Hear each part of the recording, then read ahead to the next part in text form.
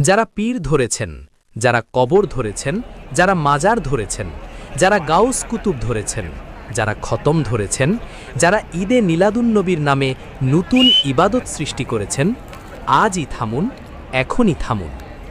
আল্লাহ তাআলা স্পষ্ট ঘোষণা করেন, তোমরা আল্লাহ ছাড়া আর কাউকে ডাকো না, যে তোমাদের উপকারও করতে পারে না, অপকারও করতে পারে না। সূরা ইউনূস ১০৬। কবর কি শুনতে পারে? মাজার কি রিজিক দিতে পারে? পীর কি গুনাহ মাফ করতে পারে? না, আল্লাহ ছাড়া কেউ পারে না।